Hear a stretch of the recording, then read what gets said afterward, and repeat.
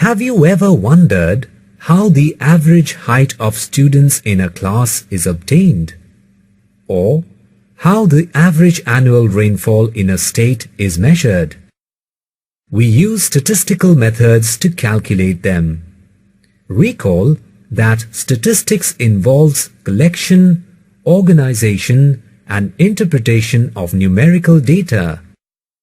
To find average values, the most common measure used is central tendency. Let's learn more about the concept of central tendency. A measure of the middle or expected value of a data set is called the measure of central tendency. The measure of central tendency gives us a rough idea of where the data points are centered. There are three commonly used measures of central tendency: mean, median, and mode. Mean is a typical value of the data set or the average value of the data set. Mean is obtained by dividing the sum of values of data set with the total number of observations of the data set. Here is the formula to calculate the mean. Median is the middle value when the data set is ranked in order. To find the median of a data set, we arrange the data either in ascending or descending order and then take the middle value as the median of the data set. If the data set has an even number of observations, we calculate the median by calculating the mean of the two middle values of the data set. The last measure of central tendency is mode. It is defined as the most frequently occurring value in a data set. There can be more than one mode in a data set. A data set with one mode is known as unimodal. With two modes is known as bimodal. With three modes is known as trimodal, and with more than three modes is known as multimodal. Let us now calculate the average height of the students in a class. Assume there are 6 students in a class and their heights in centimeter are as shown in the table. To obtain the average height of the students, we use the formula shown. On substituting the variables and simplifying, we get the mean heights of the students as 145.83 centimeters. We have now obtained the average height of the students. Does this indicate that all the students in the class are of same height? That is, 145.83 centimeters. Obviously not, as it can be clearly seen from the data in the table. Thus, a measure of central tendency is not sufficient to give complete information about the given data. Variability is another factor which we need to study to get a better idea. Like in the case of measure of central tendency, we need a single number to describe variability. A measure of dispersion gives us such a number.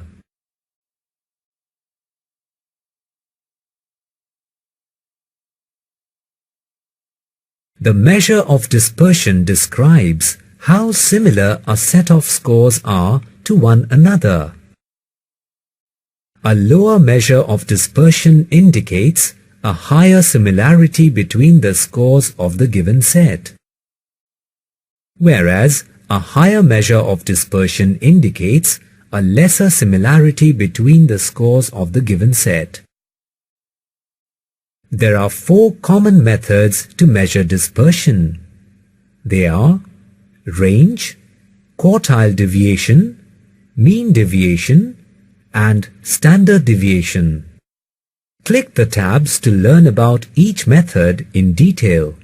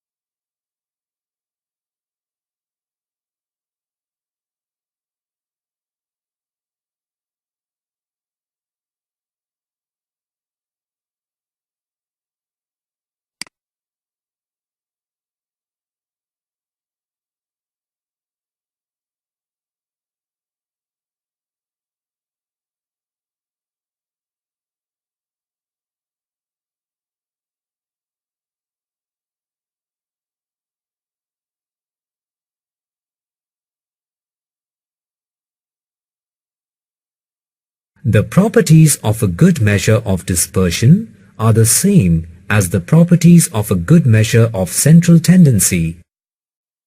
It should be rigidly defined. It should be based on all the observations of the series. It should be capable of further algebraic treatment. It should be easy to calculate and simple to follow. It should not be affected by fluctuations of sampling. Let's recall what we have learned in this module. We have defined a measure of central tendency as the middle or expected value of a data set. The three measures of central tendency are mean, median, and mode. We have also defined the measure of dispersion as a single number describing the variability. We have also studied 4 common methods to measure dispersion.